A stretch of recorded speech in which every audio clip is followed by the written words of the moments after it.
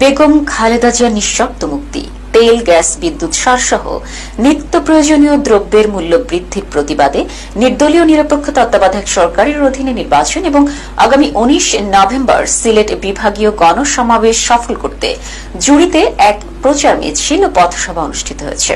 জুড়ি থেকে আমাদের সহকর্মী তানজির আহমেদ রাসেল জানান, গত মঙ্গলবার জুড়ি ও বড়লেখা সংসদীয় আসনে ধানের শীষের মনোনয়ন প্রত্যাশী কাতার বিএনপি সাধারণ সম্পাদক ও মৌলভীবাজার জেলা বিএনপির উপদেষ্টা শরীফুল হক সাজুর পক্ষে এ মিছিল ও পথসভা অনুষ্ঠিত হয়।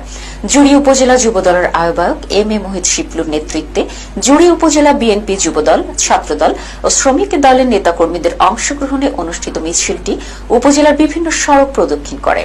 মিছিল শেষে শহরের ভবানীগঞ্জ বাজার চৌমুহনীতে পথসভা অনুষ্ঠিত হয়। জুড়ি উপজেলা বিএনপির উপদেষ্টা হাজী হেলাল উদ্দিনের সভাপতিত্বে ও উপজেলা যুবদলের আহ্বায়ক এম এ মোহিত শিপলুর সঞ্চালনায় পথসভায় বক্তারা বলেন, স্বৈরাচারী সরকারের